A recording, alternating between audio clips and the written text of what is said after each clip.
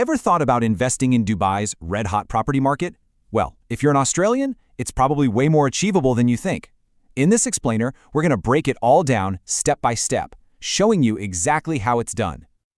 Okay, let's just jump right in with the numbers, because that's what really matters, right? The returns. Just look at this. Dubai's average rental yield is sitting at a whopping 6.7%. Compare that to Sydney and, well, it's not even close. That huge difference is exactly why so many Aussie investors are turning their heads towards Dubai. So the big question is, how do you, as an Australian, actually get a piece of this action? It's a great question. Let's walk through the whole thing, from the rules of the game to some of the incredible perks you can unlock. All right, first things first. Before you do anything, you've got to understand the foundation, what you can actually own as a foreigner in Dubai. And honestly, the rules are surprisingly simple. Here's the absolute headline. The most important thing you need to know. In special designated zones, you can get 100% freehold ownership. That means you own it, lock, stock, and barrel, just like you would back home in Australia. No local partner needed, nothing complicated. It's yours. And just so we're all on the same page, freehold isn't just some fancy long-term lease. Nope. As you can see, it means absolute, total ownership of the building, of the land it's on, forever. It's pretty much the global gold standard for property investment. And this right here shows you why that matters so much, especially if you're thinking long-term. A freehold property is an asset that grows in value. A leasehold? Well, that's more like a right to use something, and its value actually goes down as the clock on the lease ticks away. For building real wealth, freehold is absolutely the way to go. Okay, so we've got the ownership rules down. Now for the fun part. Let's map out the actual journey to getting those keys in your hand. From a distance, it might seem a little complex, but it really just breaks down into a few clear steps. You know, the official process has something like 12 steps, which can look a bit intimidating. But really, it all boils down to these 5 main phases. From doing your homework at the start to finally taking ownership, this is your roadmap. All right, let's talk paperwork. Getting this stuff sorted up front is going to save you a world of headaches later. Your passport, obviously, needs at least 6 months left on it. You'll need to show you have the funds, and eventually you'll need an Emirates ID.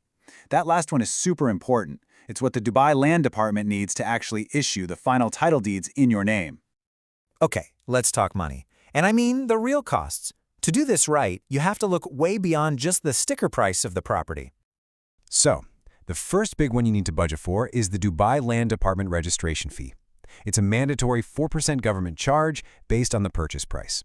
This is the fee that makes it all official and gets the property legally transferred into your name. Next up, to lock in your property, you'll put down a deposit, usually around 10%. But here's the really important part for your peace of mind. That money doesn't just go to the seller. It's held in a super secure, government-regulated escrow account, and it only gets released when everything in the contract is signed, sealed, and delivered. And of course, you'll want to factor in a 2% commission for your real estate agent. That's pretty standard, and believe me, for their local knowledge and help navigating the process, it's money well spent. And please, whatever you do not forget about the other costs. This is where people can get tripped up. You've got annual service charges for the building's upkeep, legal fees, maybe even property management fees. Getting a full, honest picture of all the costs is absolutely key. Okay, so we've covered the numbers, but now we get to the ultimate perk. For a lot of people, this is the real game changer. This is what takes it from just a smart financial move to a genuinely life-changing opportunity. The magic number here is 2 million dirhams. That's about 840,000 Aussie dollars. If you invest at least that much in property, it's your ticket to apply for the legendary Golden Visa. And get this, it doesn't have to be a single property. It could be a portfolio that adds up to that amount. And the benefits? Oh, they are huge. We're talking a 10-year residency visa that you can renew, the power to sponsor your spouse and children, zero, and I mean zero personal income tax in Dubai. And one of the best parts? There's no minimum time you have to spend in the country to keep the visa. It's pure flexibility. So where are Aussies actually putting their money? Well, no real surprises here. Places like Dubai Marina and downtown Dubai are always popular for that amazing lifestyle and great rental income. The Palm Jumeirah is all about that iconic luxury. And then you have spots like Jumeirah Village Circle, or JVC, which have just exploded in popularity for investors looking for fantastic value and strong returns.